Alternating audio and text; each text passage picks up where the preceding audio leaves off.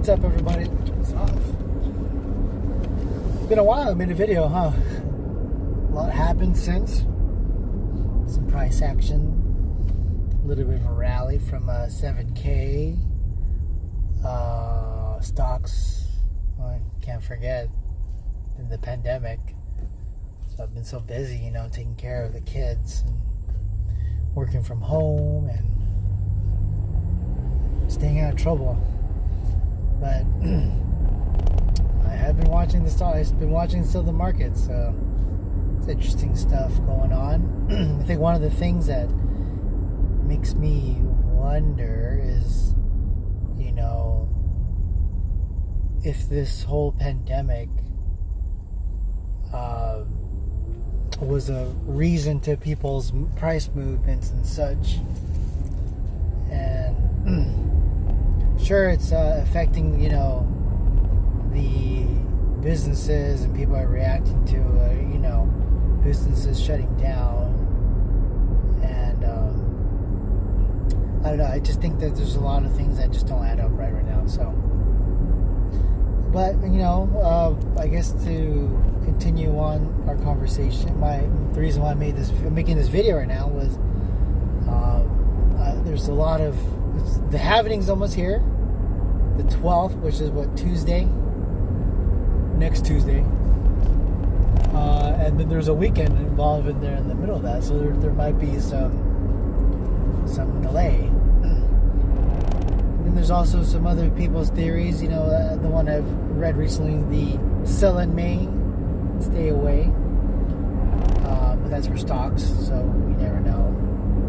But the one thing I do know is that there's a lot of old school people heavily invested in crypto too. So even though people say that the majority of people interested in crypto is millennials, there's also the other side of it where there's the Finance 1.0 investing millions and billions of dollars into crypto as well. So we're not alone. So which is also why I believe why both markets sometimes act in tandem, and people believe it should be separate, because it might be the same people cashing out, and it might be the same bots, and some people don't even look at it as Finance 1.0 and 2.0. Some people just look at it as money, so people apply their bots here and there, and people don't, people have different intentions and such. So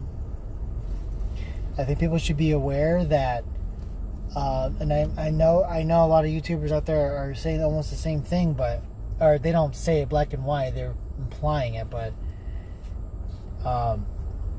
I would watch Finance 1.0 and see how they're behaving right now, because if something's happening with them, it's going to happen to us. So as much as I want to say that Bitcoin will rise from from all this, and and be a safe haven,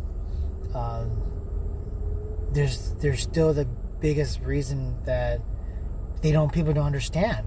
They still don't understand. I still run around through Telegram and all these other, like, in Reddit forums and 4chan, and I still go through all that, and people are comparing, like, some crypto projects that don't even are the same use case.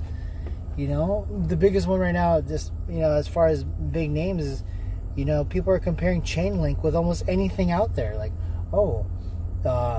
do you think, like, I don't know, like Cardano would be like Chainlink? And it's different use cases. Like, you can't compare that.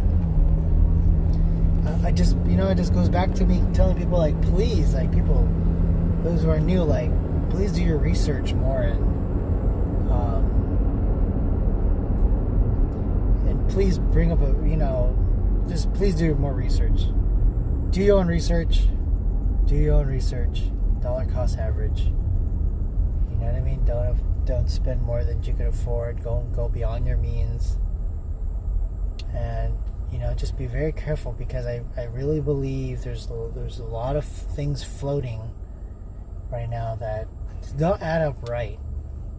Especially for those who don't know, like the retail investors like us. something just not adding up right. That might either, there might be either a ridiculous run right now that we don't see coming right now, and we're gonna all FOMO into it, or there might be a ridiculous dip right now. And but before I cause any FUD and scare people, I think the best indicator right now is to pay attention to Finance 1.0. How their sentiment is will be our sentiment for crypto, unfortunately, at this time.